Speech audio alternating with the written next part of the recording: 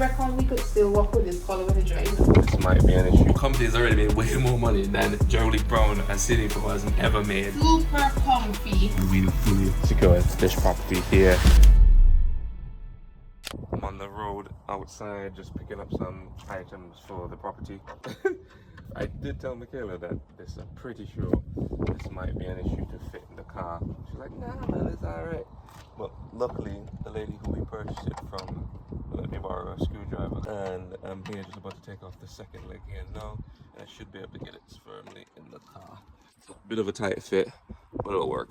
6.5 hours later. See? All set. No problems at all. Just have to take off the sides. And then it just fits snug in. What happened, because you can see, it seems like it fits perfectly this way. But what happened, because of the height of the legs, it wouldn't allow for this part to get through. But that's all good. One of the quirks of not having like a van or something like that, definitely when you're doing these kind of things. Eventually we won't be having to do this. We'll have so many properties that we'll just buy them. We'll buy them cheap still, of course. You know, I always want to cut down costs as much as possible, but we'd buy them with delivery at least, because it wouldn't be feasible for us to be handling, well, eventually personally not handling this stage, but what I mean is to be personally going around at least and collecting items and so on for several properties at the same time. Eventually we're going to be getting several properties at the same time under our belt. Right now it's just one at a time, and again, time is important when you're doing these kind of things there, so you want to get them on the market as quickly as possible, or else you start to lose money. So yeah, so I don't think I've ever done this, but this is outside of the property here in Spennymoor. My task today is a couple of things. One, do I need to change the battery for the Ring cameras? We opted for the cheaper model. This is the one with the battery, but there's also a model where it can be wired in. I'm still assessing the feasibility of the Ring system for surveillance. Right now, every Ring camera requires a new subscription, and each subscription is a different fee. So that's not feasible for scaling. But I'm gonna look into it to see if they do have that model, because we kind of love the Ring system right now, but we need to plan for scale. If it's not feasible for scale, then we'll switch to some other system that has like a subscription that has multiple cameras in one subscription. But we'll see how that goes. Hot swap. Done. Shut the door. We got it set up with a chime. You can set these so that they give you an alert when it's right, but we don't do that because we're not trying to monitor who's coming in and out for the guests all the time. And imagine if there's one property right now, it's manageable. What happens when we have 10 properties, 50, 100? Doorbells will just be going off constantly. So that doesn't make any sense. But we leave it set up there with the chime system so that even though we're not monitoring it, we have the footage in case of an emergency that we could go back. It's set to the motion sensors that, again, we've turned off the alerts, so we're not getting alerts whenever there's a motion sensor trip all day long, because this street is actually there's at least 100 alerts every day just off this one street, and that's doesn't even count. It doesn't go off all the time. I've dropped the sensitivity to the max to low just because it was ridiculous. It doubles as monitoring for security, but it also allows the guests to have some form of doorbell. Kayla's there setting up for her little shooting over there. She's doing, what are you doing today? Well, today has been a busy day. Secured our investment from the investor. Excellent. Well, it's secured. We just have to know for sure if it's in transit to get in the carpet to complete the floor in this upstairs bedroom right in this property, because we're gonna get this bedroom live by next week. Chris, our electrician, he's gonna be here next week, sometime early next week. I was communicating with him, getting that set, talking to him about where we want sockets, and also trying to get carpets for the new place in the cheapest way possible. So I was exploring some avenues. Guys, okay, watch this. Initially, now, and this is very cheap, we were going to pay £450 for one super king bed. It would have been the zipling bed, right? Because in one room we're doing super king bed, and in the other we're doing another super king, but as two singles. So look at this. The super king zipling bed was $450, But it didn't occur to me that we wouldn't be using the Super King room. We wouldn't be splitting them into two singles. It would be standard as Super King. I went on today and I was looking through different stuff and I found a sale. I'm now getting a Super King for £224, mattress and headboard included. And before you say, oh, soon as you drop yourself under, you broke. No. Let me let you know that is not the case, because all of the beds we currently have now super comfy. It's obviously not high-end quality, but the guests not seeing that. And the bed is comfortable, it's durable, it's perfect for what we need, and it was super cheap. And I'm going to get it even cheaper for the next property, £224. Oh my gosh. My gosh. And what I'm doing today is, oh, this thing is dry, babe. It's almost fully dry now. There's a couple of darker spots and so on. So I reckon in the next 2 days. You know what this look like? I reckon we could still work with this color when it dry now. I honestly think so as well. This actually looks like concrete, like the concrete drenching, but in this orangish tone. And I think we could sell them because the whole design that we go for is like, I found the names of them, babe, is Scandinavian Japandi. I work Sunday to Thursday at Beaumont Partners on a regular, so this is how I start my Sundays. I'm just editing until 6. So here we are. I'm just editing off this nice ad. I'm really proud of this ad here that we're doing for them. This is a 7-bed HMO, and this is Ryan Beaumont, who's delivering 50 HMO projects every year. We shot it Wednesday, cracked on it on Thursday, get some feedback. This is the 3rd version I'm working on here now. I enjoy doing this and this is what I started with, but my transition to property was really about effort to fruits. What are the fruits that's being produced by the amount of effort that I'm doing? And at the time, they weren't adding up. I do the same amount of hours that I do for my videos, I do on property, and like the fruits are already completely different night and day. The company has already made way more money than Jerely Brown and Sydney for has ever made outside of 9-to-5 work. What I'm talking about is my freelance work. I always said it doesn't really matter how hard you're working. If you're working hard in the wrong field, it's kind of a waste of time. Here I'm cracking on. I work my 9-to-5, and during the week is our stability, and then I work every day minus the Sabbath on my business. And what I also do as well now is I restarted doing freelance projects to get some more income to coming in to pour back into the business. Because the more money coming into the business, the better we are at being able to pivot and make different decisions sooner. Okay, here we are. It is a beautiful Monday. Look at that beautiful sky. And here we are under the cherry blossom tree, where all the cherry blossoms have since bloomed and faded away. Last time we were here, we were on a viewing, and now we fully secured this property here in the outskirts of Newcastle. So we're looking forward to getting this one up on live. From our research, the area is stronger than our first place. So with the same amount of effort, same amount of quality that we put into the first place, we reckon we should get a better result here. Not to talk shade about our first area, we love our first area, and at this moment we've only been using that area to half of its strength because it's a 2-bed property, but we're marketing it as a 1-bed because of various bottlenecks or various walls that we ran into during the renovation stage of that property.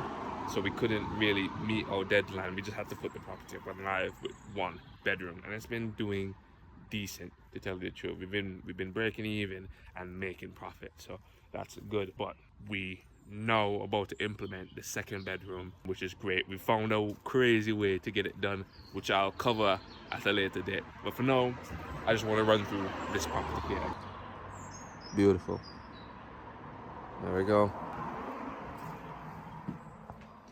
Here we are in the front entrance. There we go. And the living room space. Yeah, bye. This living room is a very good size. We're happy that the fire surround at Spenny was about this tall. So it was much taller than this here. So we couldn't really get away with putting the TV up there without breaking our necks. And we didn't have as much play space as we do now. The couch at Spenny was about here, to tell you the truth.